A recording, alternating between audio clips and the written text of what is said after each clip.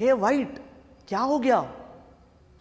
भैया हमेशा मम्मी मुझे बुद्धू ही बोलती है, हमेशा फेल होते रहता है। देख वो बाजू वाला लड़के को देख, कितना अच्छा पढ़ाई कर रहा है, जा उसके पास से अच्छे से पढ़ाई करने सीख बोलती है। तो मैं गया उसके पास और उसको पूछा, तेरे को इतना बुद्धि कैसे आया? तो उसने मेरे को बहुत एडवाइस किया, सुबह पढ़ने का, शाम को पढ़ने का, हमेशा पढ़ने का एडवाइस किया। और आखिर में उसने बोला बादाम खाने से बुद्धि आता है। तो मैंने मेरे मम्मी को आके बोला, मम्मी बादाम खाने से बुद्धि आता है। तो मम्मी ने बादाम दिया? मम्मी ने बादाम नहीं दिया, सिर्फ डांट दिया मुझे। फिर मैंने एक और भाई के पास गया और उनको पूछा कि ये बुद्धि कैसे आता है। तो उन्होंने एक मोटा सा बुक दिया और बोला, इसको पढ़ाई कर, तुझे बुद्धि आएगा। बुद्धि आया क्या? पढ़ाई तो किया लेकिन बुद्धि नहीं आया, मुझे सिर्फ नींद आया, मैं सो गया। अभी मुझे बुद्धि नहीं है, मैं पढ़ाई करता हूं, मेरे को याद नहीं हो रहा है, मेरी गलती है क्या? ये बुद्धि कहां मिलेगा? कौन देगा बुद्धि? बताता हूं। आज हम लोग इसी विषय पर देखने वाले हैं, बुद्धि देने वाला यीशु।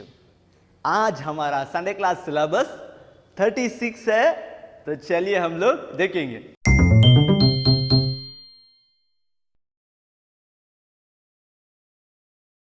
बाइबल में एक राजा थे जिनका नाम दाऊद था, और वो दाऊद बहुत अनुभव वाला था एक राजा के लिए, और वो बहुत बूढ़ा हो गया था, अभी वो मरने का उम्र पे आ गया था। तभी उसके जगह पर उस दाऊद का बेटा जिसका नाम सोलोमन है, उसे आना था। लेकिन सोलोमन को एक राजा का अनुभव नहीं था। वो सोलोमन अभी भी बहुत बड़ा नहीं हुआ था, लेकिन अभी दाऊद मरने पर आ गया है, तो दाऊद के जगह पर उसका बेटा किसी को तो आना ही था। तो सुलेमान जो सोलोमन है, उसे राजा बनने का समय आ गया। अभी दाऊद मर भी गया और जो सोलोमन था वो राजा भी बन गया।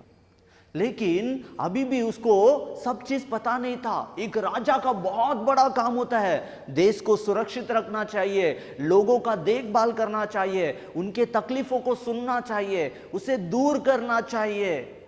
ऐसा एक राजा का बहुत बड़ा काम होता है। लेकिन जो सोलोमन था, उसको ये सब चीजों का पता नहीं था। लेकिन वो सोलोमन परमेश्वर से प्रेम रखता था, और अपना पिता जो दाऊद है, जैसे वो परमेश्वर के रास्ते पर चलता था, ये सोलोमन भी परमेश्वर के रास्ते पर चल रहा था। एक दिन ये सोलोमन परमेश्वर को बलि चढ़ा रहा था।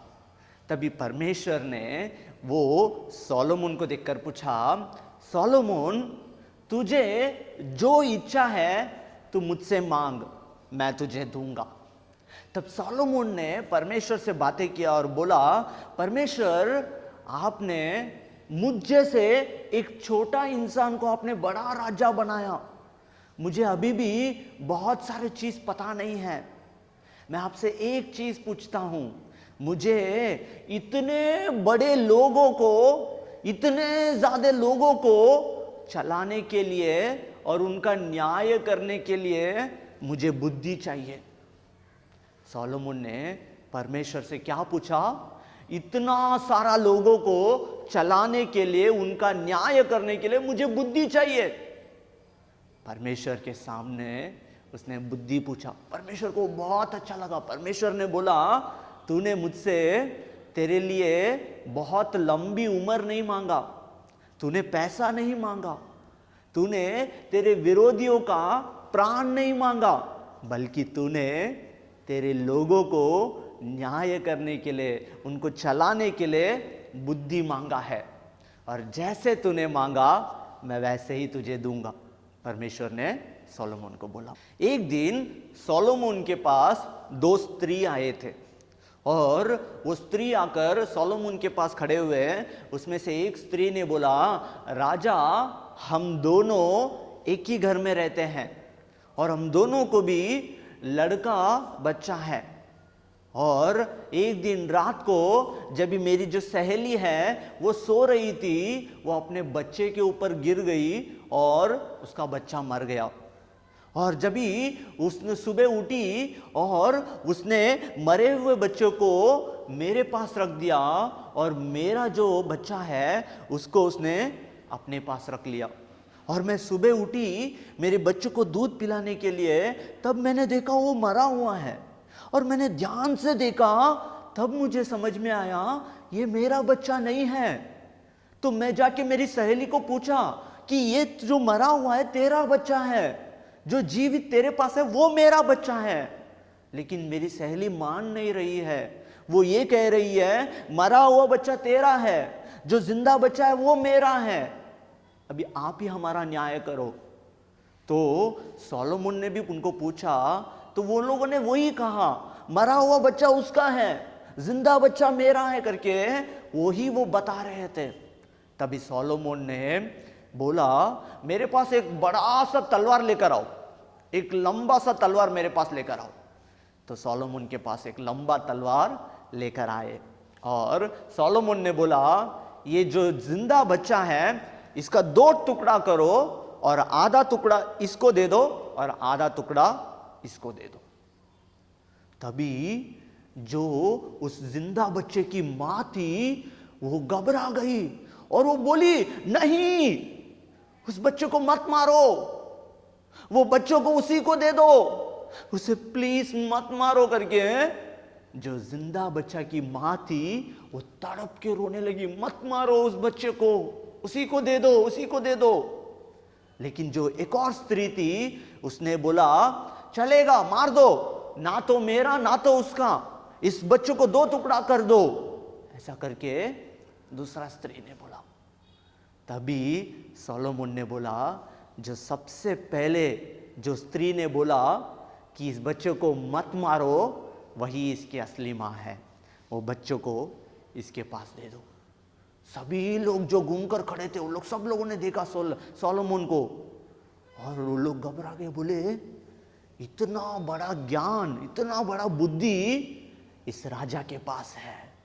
और उन्होंने बोला, ये सारे लोगों को न्याय करने के लिए परमेश्वर का बुद्धि ये राजा के पास है। बच्चों, इस दुनिया में हम बहुत पढ़ेंगे तो ही हमें बुद्धि आएगा, या बादाम खाएंगे तो ही हमें बुद्धि आएगा, ऐसा नहीं है। बुद्धि केवल और केवल परमेश्वर ही दे सकता है, और वह परमेश्वर यीशु मसीह ही है। हमें परमेश्वर से प्रार्थना करना चाहिए, हमें मांगना चाहिए कि परमेश्वर यीशु मसीह मुझे बुद्धि दो पढ़ाई करने के लिए, तो वो जरूर देंगे। अभी हम एक सुंदर सा वचन पढ़ेंगे।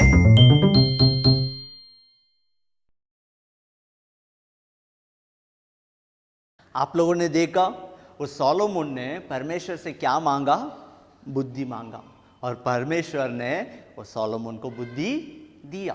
अभी हम एक सुंदर सा वचन देखेंगे, याकूब 1वां अध्याय 5वां वचन। पर यदि तुम में से किसी को बुद्धि की गति हो तो परमेश्वर से मांगे। फिर एक बार पढ़ेंगे, याकूब 1वां अध्याय 5वां वचन। पर यदि तुम में से किसी को बुद्धि की गति हो तो परमेश्वर से मांगे। बुद्धि कौन देगा? परमेश्वर। और हमें क्या करना चाहिए? मांगना चाहिए। मतलब हमें परमेश्वर से प्रार्थना करना चाहिए, तो परमेश्वर जरूर हमें देगा। हमें ऐसा नहीं बोलना चाहिए मुझे पढ़ाई ही नहीं हो रहा है, मुझे याद ही नहीं हो रहा है। नहीं, आप प्रार्थना करो परमेश्वर से, जरूर परमेश्वर यीशु मसीह आपको बुद्धि देंगे। अभी हम इस वचन को एक बार फिर पढ़ेंगे, याकूब 1वां अध्याय 5वां वचन। पर यदि तुम में से किसी को बुद्धि की गति हो तो परमेश्वर से मांगे। इस वचन को आप याद रखना। अभी हम जाएंगे हमारे प्रेयर सेशन में।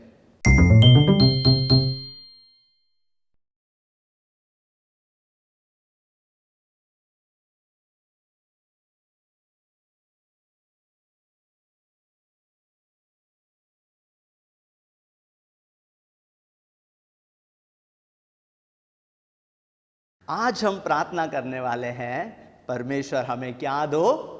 बुद्धि दो। क्या आप तैयार हो मेरे साथ प्रार्थना करने के लिए? हम सब मिलकर मांगेंगे कि परमेश्वर हमें पढ़ाई करने के लिए बुद्धि दो। इस दुनिया में अच्छाई और बुराई को जानने के लिए हमें बुद्धि दो, और गलत रास्ते से दूर होकर आपके रास्ते में चलने के लिए हमें बुद्धि दो करके हम परमेश्वर से मांगेंगे। चलिए चलिए हम अपना हाथ जोड़ेंगे और आंखें बंद करेंगे। हे प्यारे यीशु मसीह, इस सुंदर समय में हम आपसे प्रार्थना करते हैं, हम इस दुनिया पर हमें जीने के लिए आप हमें बुद्धि देना, और हमारे पढ़ाई में हमें पढ़ने के लिए और सारा आंसर्स को अच्छे से याद रखने के लिए हमें बुद्धि देना, और हमें अच्छाई और बुराई को जानने के लिए बुद्धि देना। इस दुनिया पर गलत रास्तों से दूर होकर आपके रास्ते पर, सही रास्ते पर चलने के लिए हमें बुद्धि देना। हमें भी अच्छा व्यक्ति बनना है, हमें भी बहुत बड़ा इंसान बनना है। हमारे पढ़ाई पर हमें प्लीज़ आप मदद करना। हमारे पढ़ाई में हमें अच्छे से पढ़ने के लिए हमें ज्ञान और बुद्धि देना। जैसे वो सोलोमन को आपने दिया, उसी तरह हमें भी बुद्धि देने के लिए हम प्रार्थना करते हैं। ये छोटी सी प्रार्थना यीशु के नाम से मांगते हैं, आमीन। हे वाइट, देखा तूने हमें बुद्धि कौन देता है? यीशु मसीह ही बुद्धि दे सकते हैं। हमें क्या करना चाहिए?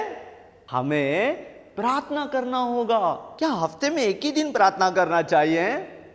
नहीं नहीं, जब भी हम पढ़ाई करेंगे तभी हमें प्रार्थना करना होगा। हाँ, वेरी गुड। जब भी हम पढ़ाई करेंगे तभी हमें प्रार्थना करना चाहिए, बोलना चाहिए यीशु मसीह हमें बुद्धि दो पढ़ाई करने के लिए। ओके बच्चों, इसे आप लोग याद रखना, आप इसको याद रखना। अगला हफ्ता हम फिर मिलेंगे। तब तक बाय बाय।